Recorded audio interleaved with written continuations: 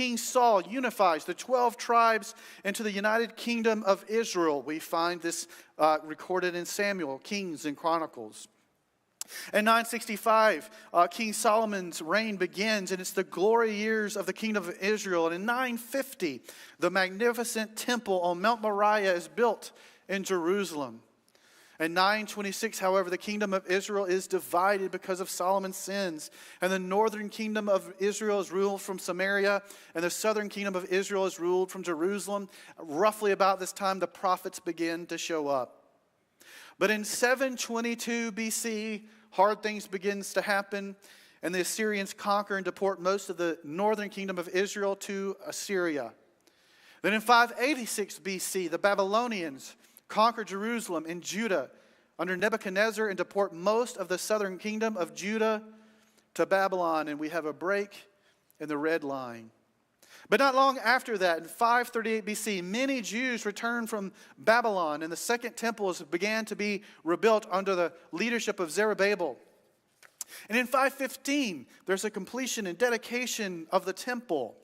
And then in 558 BC, Ezra returns to Jerusalem with a second wave of Jews and teaches the Israelites about the Bible. And again, we see the books of Ezra and Nehemiah talking about this. And in 440 BC, of course, Nehemiah returns and builds the city walls.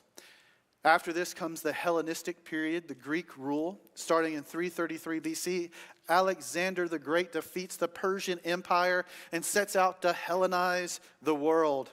It's during this time that the Bible is translated into the Greek Septuagint. And if you're following along in your Bible, this is where you turn to the middle where the blank pages are. That's what's going on at that time, as we don't hear a voice from the Lord until John the Baptist sometime into the future. In 167, we have the beginning of the Hasmonean period when the Jewish people were prohibited from practicing Judaism. There was an effort by the Greeks to impose a Greek-oriented culture on them, and the Jews revolted. First led by Matthias of the priestly Hasmonean family, and then by his son, Judah the Maccabee. And then when they restored, or as they overcame the Greeks during this period, they purified the temple, and this is celebrated by Hanukkah. In 164 BC, they were able to do this. After this time, the Romans came back and took over. At 63 BC, Jerusalem is once again captured by the Roman general Pompey. In 37 BC, Herod is put as king there, a Roman vassal king, a puppet king in the land, and he rules over the land of Israel. He enlarges the Temple Mount. He rebuilds the temple to even greater heights. He founds the city of Caesarea and many other things he constructs and brings glory to Israel. In 27 to 30 AD, you have the ministry of Jesus, and shortly after that, the New Testament begins to be written.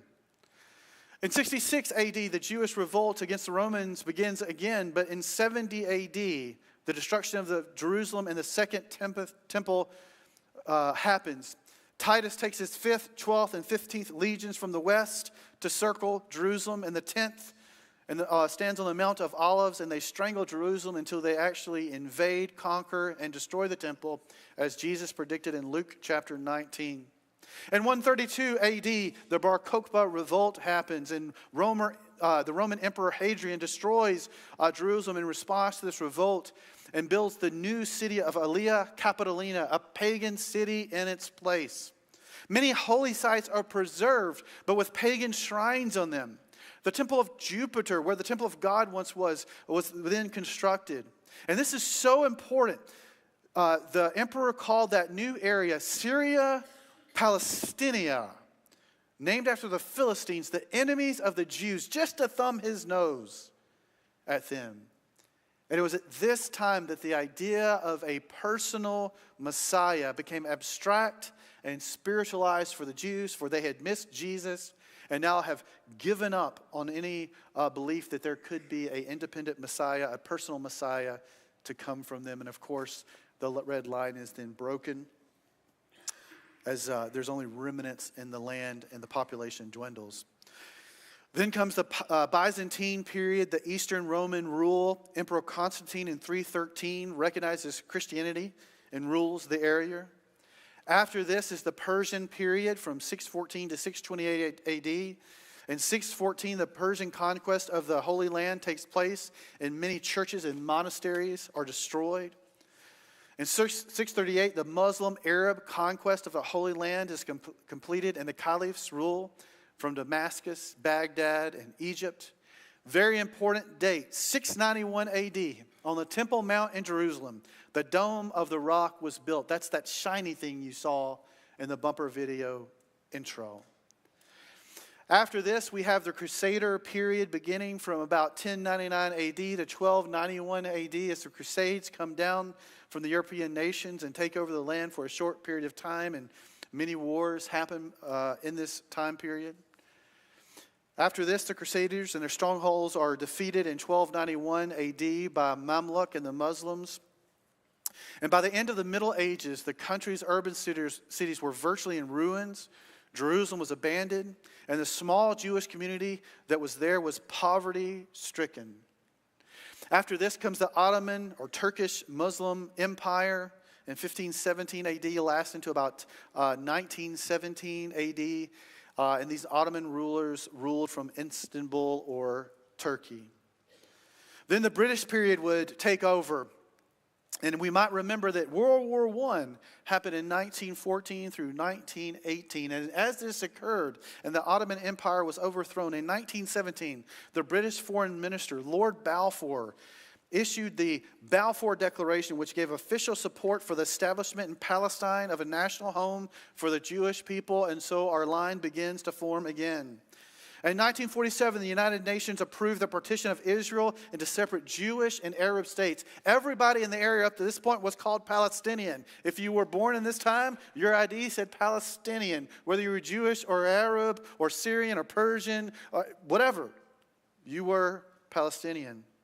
In 1948, a huge date in prophetic significance, when the British mandate in Palestine expired, the State of Israel was instituted on May 14th, 1948. And in the same year, the first Arab-Israeli war began as the Arabs refused to accept the newly established State of Israel.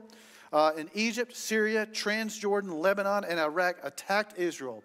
But within a year, Israel had defeated its attackers.